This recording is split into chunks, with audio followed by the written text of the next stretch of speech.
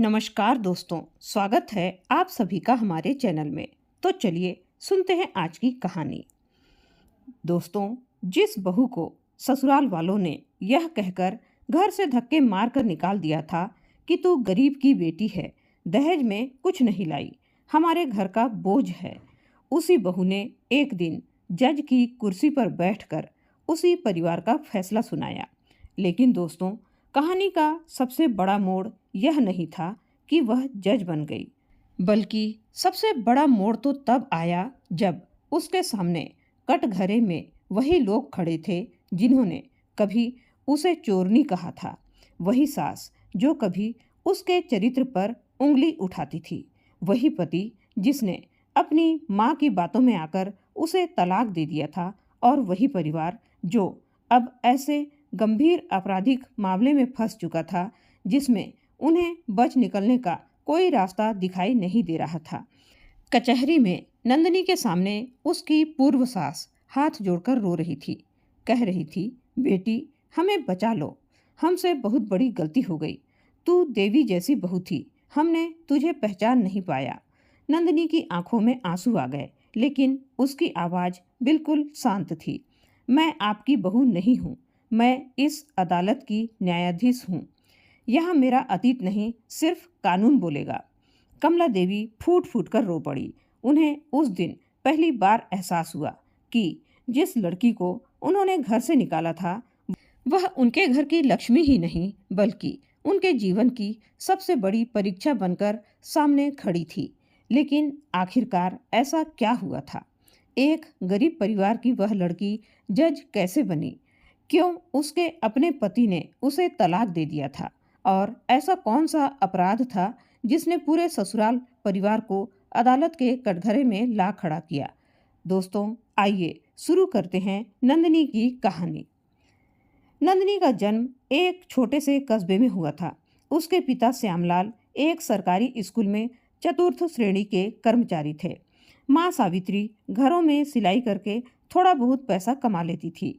घर बड़ा नहीं था, बरसात में छत टपकती थी, गर्मियों में पंखा कई बार बंद हो जाता था, लेकिन उस छोटे से घर में एक चीज बहुत बड़ी थी, नंदिनी के सपने।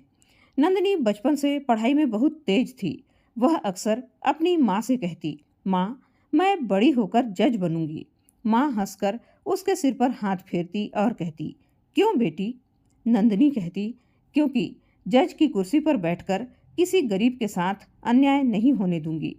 पिता दूर से ये सब बातें सुनते और मुस्कुरा देते। एक दिन उन्होंने अपनी पुरानी घड़ी बेचकर नंदिनी के लिए कानून की प्रवेश परीक्षा की किताबें खरीदी। नंदिनी ने किताबें हाथ में ली तो उसकी आंखें भर आई। पापा, इसकी क्या जरूरत थी? श्यामलाल मुस्कुराए। मेरी बेटी की पढ़ाई से बढ़कर मेरे लिए कुछ नहीं है। नंदिनी ने पिता के पैर छुए। उस दिन उसने मन में ठान लिया था, मैं पापा का सपना पूरा करूंगी। लेकिन दोस्तों, कहते हैं ना, समय हमेशा एक सा नहीं रहता। परिवार और रिश्तेदारों के दबाव में आकर श्यामलाल ने नंदिनी की शादी जल्दी ही कर दी। नंदिनी की शादी रोहित से हो गई। रोहित एक बड़े व्यापारी परिवार से था। उनका घर शहर के सबसे बड़े इलाकों में से एक में था। शादी से पहले नंदिनी के पिता ने अपनी हैसियत से ज़्यादा खर्च किया, फिर भी उनके पास देने को बहुत कुछ नहीं था। उन्होंने बेटी को कुछ कपड़े, थोड़े गहने और आशीर्वाद दिया। विदाई के समय माँ ने बेटी को गले से लगाकर कहा, बेटी हमारे पास देने को ज़्यादा कुछ नहीं है। नंदिनी ने माँ के मुंह पर हाथ रख दिया। माँ, आपने मुझे पढ़ाया लिखाया है, इससे बड़ा दहेज कोई नहीं दे सकता। माँ रो पड़ी, लेकिन नंदिनी को नहीं पता था कि उसके ससुराल में यही बात उसके लिए सबसे बड़ा अपराध बनने वाली है। शादी के तीसरे दिन ही सास कमला देवी ने उसे अकेले में बुलाया और कहा, बहू मायके से क्या क्या लाई हो? नंदिनी ने धीरे से कहा, माँ जी, जो पापा से बन पड़ा उन्होंने दिया।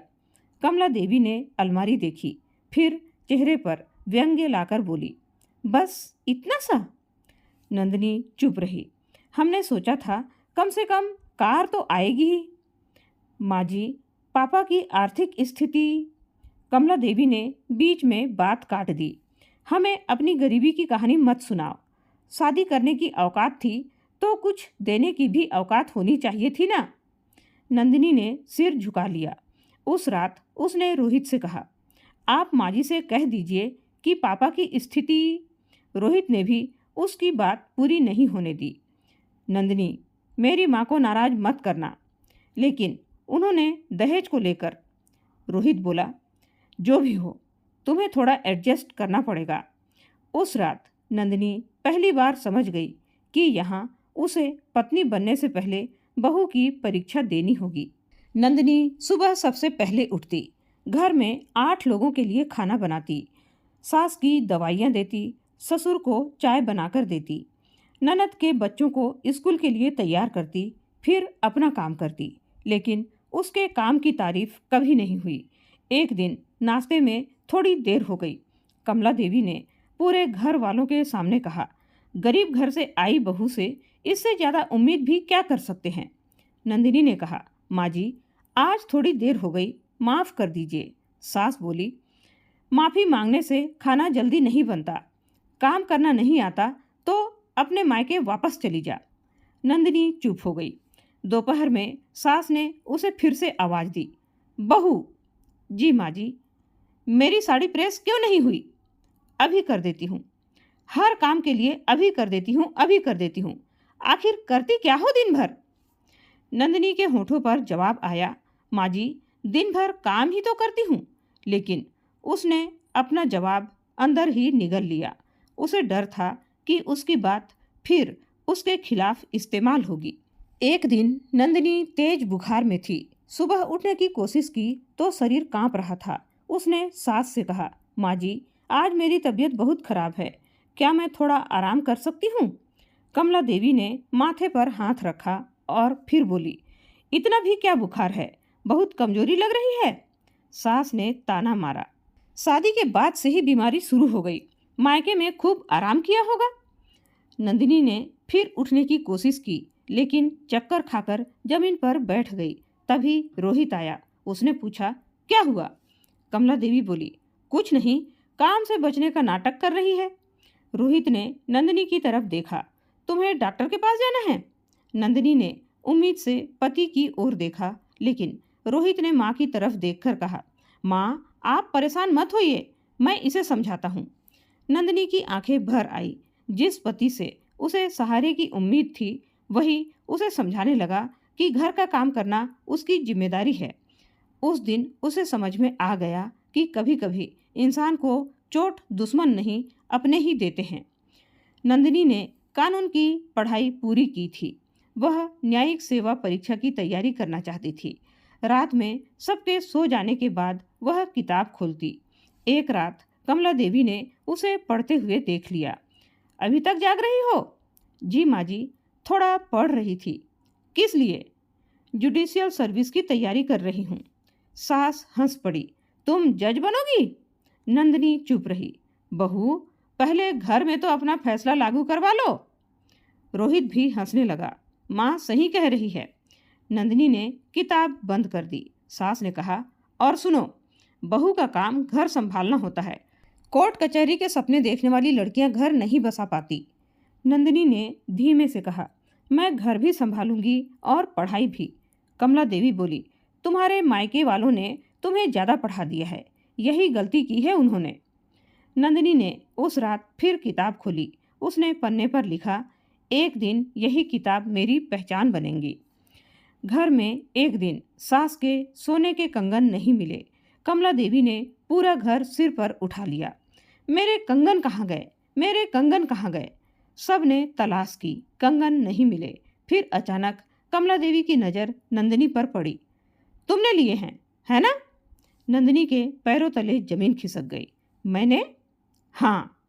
माँ जी, मैं चोरी क्यों करूँगी? सास चिल्लाई, क्योंकि तुम गरीब घर से आई हो। तुम्हारे मायके में इतने गहने कभी देखे ही नहीं होंगे।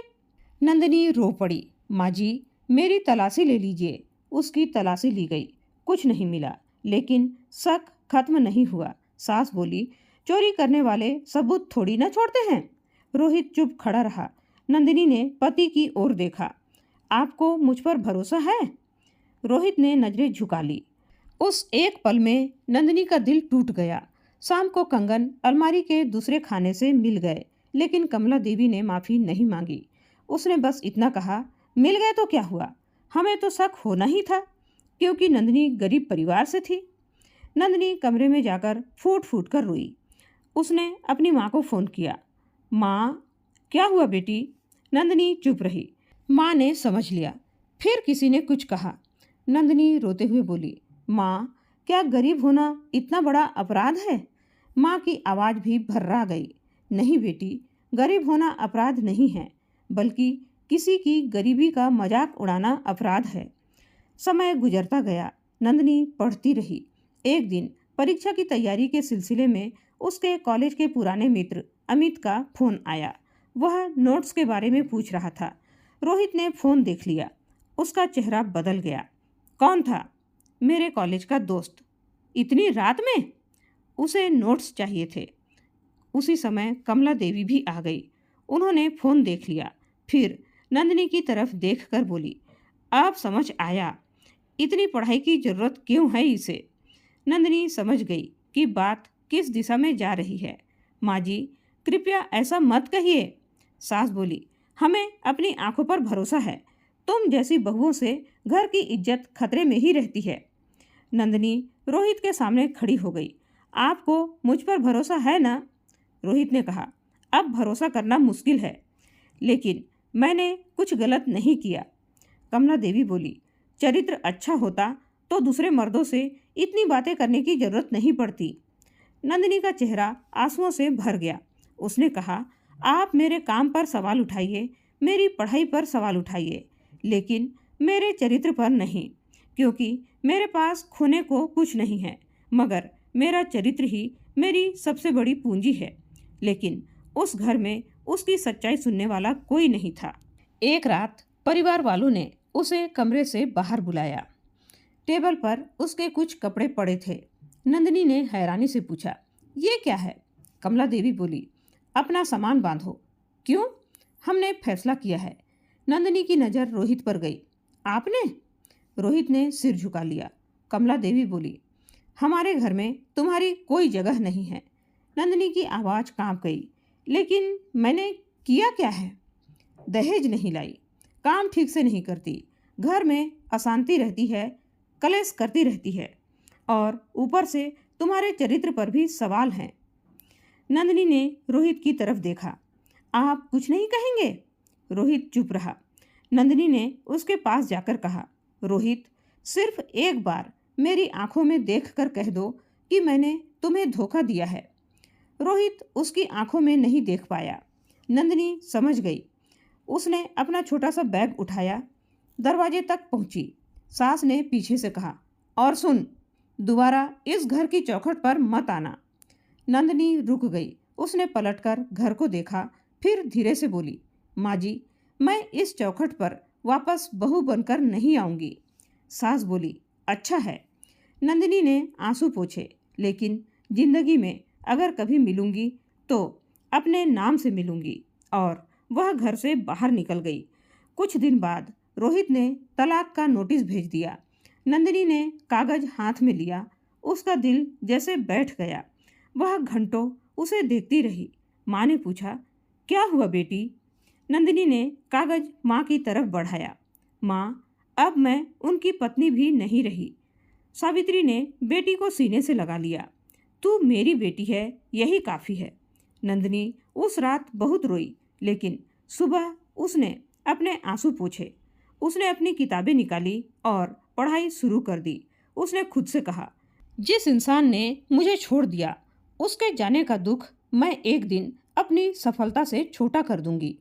अब नंदिनी के पास कोई ससुराल नहीं था, कोई पति नहीं था, कोई आर्थिक सहारा नहीं था, लेकिन उसके पास उसकी किताबें थी और पिता की वह पुरानी घड़ी, जिसे उन्होंने उसकी शादी के बाद वापस उसके हाथ में देते हुए कहा था, जब भी लगे समय खराब चल रहा है तो घड़ी देख लेना, समय कभी एक जैसा नहीं रहता। नंदिनी ने पढ़ाई शुरू कर दी। सुबह 5 बजे उठती, घर के काम में माँ की मदद करती, फिर पुस्तकालय चली जाती। शाम को बच्चों को ट्यूशन पढ़ाती। रात को देर तक पढ़ती। कई बार फीस भरने के पैसे नहीं होते। एक बार परीक्षा का फॉर्म भरने के लिए उसके पास पूरे पैसे नहीं थे। माँ ने अपनी बची हुई चांदी की पायल निकालकर उसकी हथेली पर रख दी। इसे बेच दे बेटी। नंदिनी रो पड़ी। माँ नहीं। माँ बोली, बेटी, गहने पहनकर माँ की जिंदगी नहीं बदलती, लेकिन तेरी पढ़ाई बदल सकती है। नंदिनी ने पायल ले ली। उस दिन उसने कसम खाई, मैं ये पायल अपनी मेहनत से वापस लाऊंगी। नंदिनी ने खूब मेहनत किया और परीक्षा दी। पहली बार नंदिनी परीक्षा में असफल हुई। लोगों ने कहा शायद जज बनना उसके भाग्य में नहीं है। दूसरी बार भी असफल हुई। एक रिश्तेदार ने माँ से कहा, अब लड़की को समझाओ, जिंदगी दोबारा शुरू करनी चाहिए। नंदिनी ने सुन लिया और वह मुस्कुराई, मेरी जिंदगी तो अभी शुरू ही हुई है। तीसरी बार वह मुख्य परीक्षा तक पहुंची, लेकिन इंटरव्यू से पहले एक अंक से रह गई। उस रात वह छत पर बैठी रो रही थी। माँ ने पूछा, बेटी छोड़ दे। नंदिनी ने सिर उठाया। माँ, अगर आज छोड़ दिया तो कल जब आईने में अपना चेहरा देखूंगी तो मुझे सबसे ज्यादा खुद से शर्म आएगी। माँ ने कहा, तो फिर रोना बंद कर। नंदिनी हंसते हुए रो पड़ी। जी माँ। चौथा प्रयास। परिणाम का दिन आया। नंदिनी कंप्यूटर के सामने बैठी थी। उसकी उंगलियां कांप रही थी। उसने अपना रोल नंबर डाला। स्क्रीन पर परिणाम आया। वह कुछ सेकंड तक समझ ही नहीं पाई। फिर उसकी आंखों से आंसू बहने लगे। उसका चयन न्यायिक सेवा में हो चुका था। माँ पीछे खड़ी थी। क्या हुआ बेटी? नंदिनी उठी और माँ को गले से लगा लिया। माँ, मैं जज बन गई। माँ की आंखों से आंसू बह निकले। पिता की तस्वीर के सामने जाकर नंदिनी ने हाथ जोड़ दिए। पापा, आपकी घड़ी जीत गई। उधर नंदिनी के ससुराल में हालत तेजी से बिगड़ रहे थे। रोहित के पिता और रोहित का कारोबार केवल व्यापार तक सीमित नहीं था। कई संदिग्ध लोगों के साथ उनके संबंध सामने आने लगे। एक जमीन के सौदे में फर्जी दस्तावेजों की शिकायत हुई। फिर एक गवाह अचानक गायब हो गया। जांच आगे बढ़ी तो गंभीर आपराधिक षड्यंत्र के आरोप सामने आए। पुलिस ने जांच शुरू की। एक के बाद एक सबूत सामने आने लगे। बैंक खातों की जांच हुई। कई संदिग्ध लेन देन मिले, फर्जी दस्तावेज मिले और आखिरकार पूरा परिवार एक बड़े आपराधिक मामले में फंस गया। रोहित ने वकीलों के चक्कर लगाए। कमला देवी रिश्तेदारों के घर गई, लेकिन इस बार कोई मदद के लिए आगे नहीं आया। जिस परिवार को कभी अपने पैसों और रुतबे पर घमंड था, आज वही परिवार अदालत के चक्कर लगा रहा था। समय बीतता गया। नंदिनी की नियुक्ति उसी न्यायिक क्षेत्र में हुई। एक दिन उसकी अदालत में एक गंभीर आपराधिक मामला सूचीबद्ध हुआ। फाइल सामने आई। नाम पढ़ते ही उसकी आंखें कुछ पल के लिए ठहर गई। नाम था रोहित। उसके साथ परिवार के अन्य सदस्यों के नाम भी थे। नंदिनी ने तुरंत अपने वरिष्ठ प्रशासनिक अधिकारी को बताया कि आरोपियों में उसका पूर्व पति और ससुराल पक्ष के लोग हैं। न्याय की निष्पक्षता बनाए रखने के लिए मामले को दूसरे सक्षम न्यायालय में स्थानांतरित कर दिया गया। नंदिनी ने कानून के सामने अपने निजी रिश्ते को कभी नहीं आने दिया, लेकिन बाहर की दुनिया में खबर फैल गई। जिस बहू को परिवार ने घर से निकाल दिया था, आज वही न्यायपालिका में है और उसी परिवार पर गंभीर मुकदमा चल रहा है। कमला देवी के पैरों तले जमीन खिसक गई। उन्हें पहली बार एहसास हुआ, उन्होंने जिस लड़की को कमजोर समझा था, वह आज कानून की दुनिया का हिस्सा बन चुकी थी। एक दिन अदालत परिसर के बाहर नंदिनी को कमला देवी दिखाई दी। वह बहुत कमजोर हो चुकी थी। चेहरे की चमक गायब थी। बाल सफेद हो चुके थे। नंदिनी आगे बढ़ी और बोला, माँ जी। कमला देवी की आंखों से आंसू निकल पड़े। वह नंदिनी के सामने हाथ जोड़कर खड़ी हो गई। बेटी, हमें बचा लो। नंदिनी का दिल कांप उठा। मैं कुछ ऐसा नहीं कर सकती। तू तो जज है ना, मैं न्यायाधीश हूँ, किसी की निजी मदद करने वाली नहीं। कमला देवी रोते हुए बोली, हमने तुझे गरीब कहा था, दहेज के लिए ताने दिए थे, तुझे चोरनी कहा, चरित्रहीन कहा, कामचोर कहा, घर से धक्के देकर निकाल दिया, लेकिन तू तो देवी जैसी थी बेटी। नंदिनी की आंखें भर आई। कमला देवी उसके पैरों के पास बैठने लगी।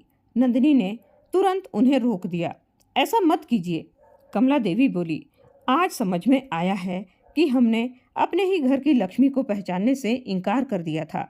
रोहित भी कुछ दूर खड़ा था, उसकी आंखों में पछतावा था। वह आगे आया। नंदिनी नंदिनी ने उसकी तरफ देखा। क्या हुआ? मैंने तुम्हारा साथ नहीं दिया। हाँ, मैंने माँ की हर बात सच मान ली। हाँ, मैंने तुम्हें तलाक दिया। हाँ।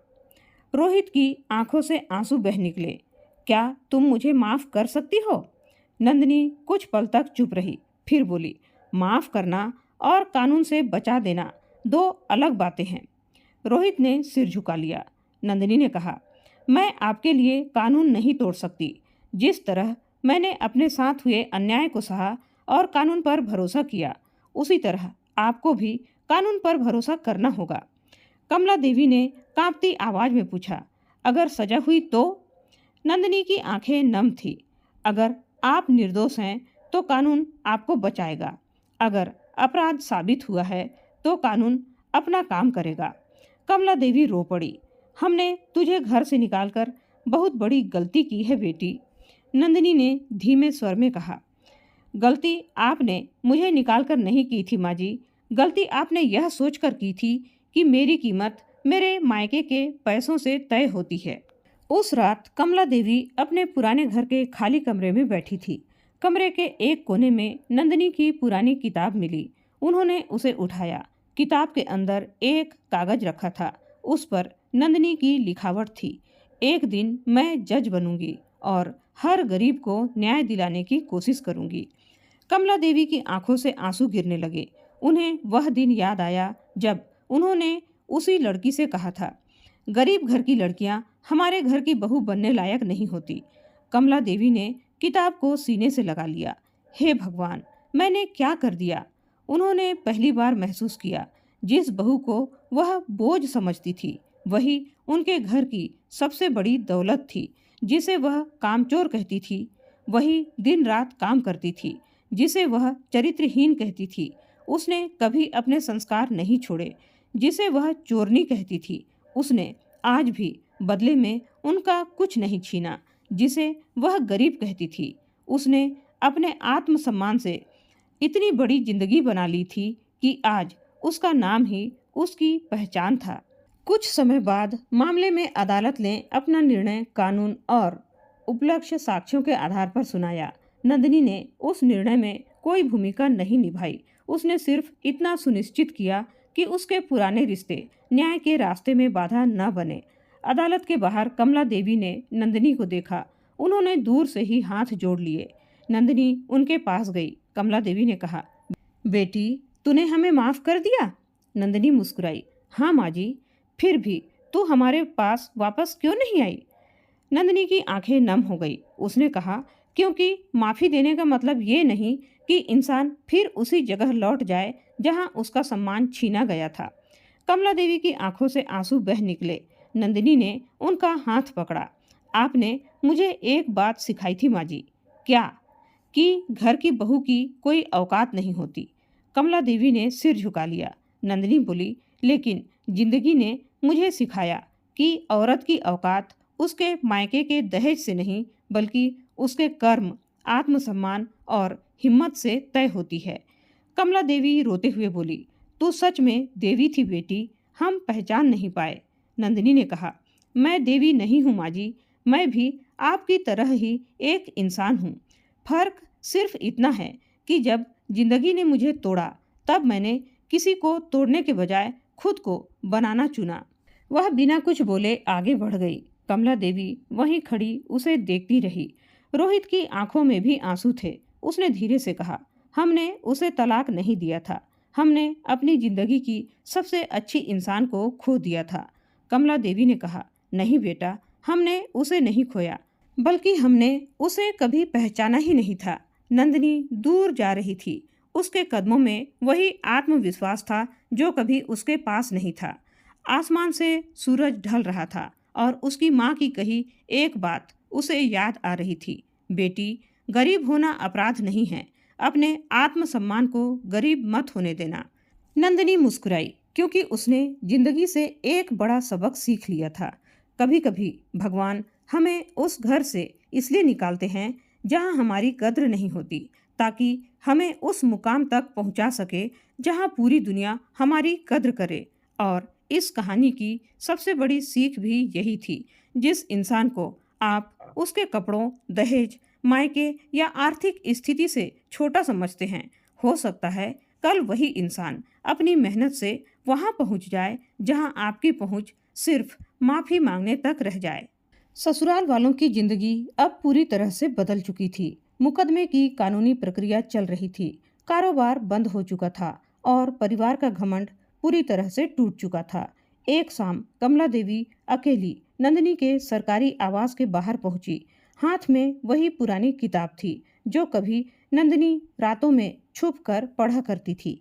नंदिनी ने उन्हें देखकर पूछा, माँ जी, आप यहाँ? कमला देवी की आंखों में आंसू थे। बेटी, आखिरी बार तुमसे कुछ कहने आई हूँ। वह किताब नंदिनी के हाथ में देते हुए बोली, इसे संभाल कर रखना बेटी।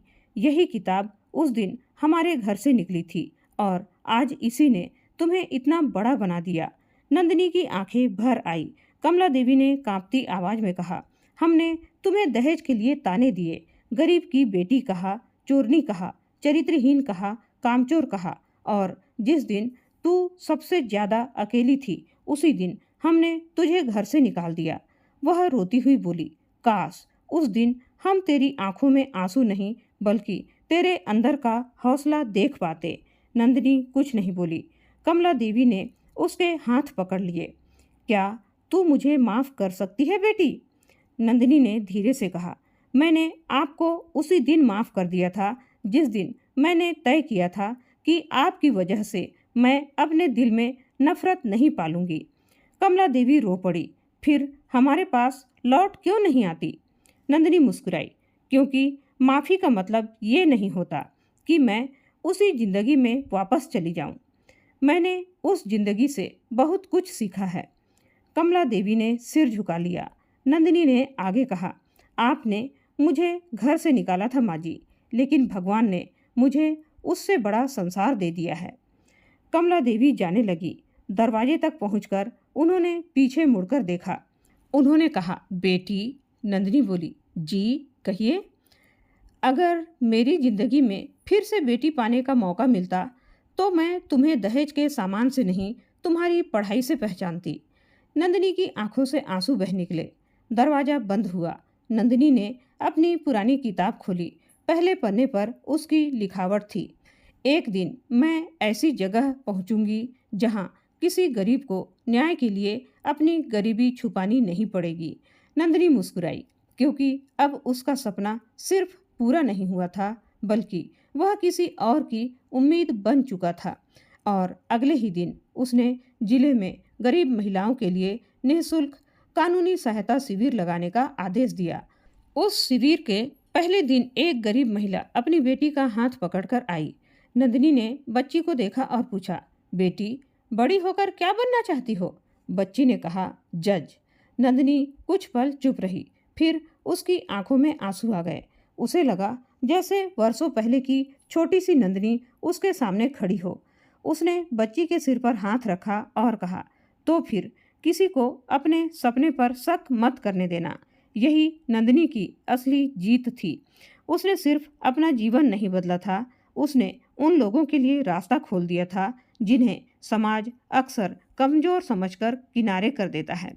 और कभी जिस बहू को घर से धक्के मार कर निकाला गया था, वही अब हजारों बेटियों के लिए उम्मीद बन चुकी थी। तो दोस्तों, किसी भी बहू को उसके मायके की गरीबी से मत तौलना, क्योंकि हो सकता है वह अपने साथ दहेज में सोना चांदी न लाई हो, लेकिन वह अपने संस्कार, अपनी मेहनत और अपनी किस्मत बदलने का हौसला लेकर आई हो। और नंदिनी ने साबित कर दिया, जिस दिन एक औरत खुद का साथ देना सीख जाती है, उस दिन उसकी जिंदगी बदलने से कोई नहीं रोक सकता।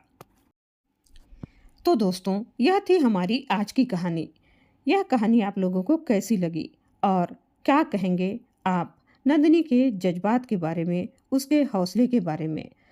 उम्मीद है दोस्तों यह कहानी आप लोगों को जरूर पसंद आई होगी। पसंद आए तो लाइक और शेयर जरूर कीजिएगा दोस्तों। चैनल में पहली बार आए हैं तो सब्सक्राइब करना बिल्कुल ना भूलें। धन्यवाद।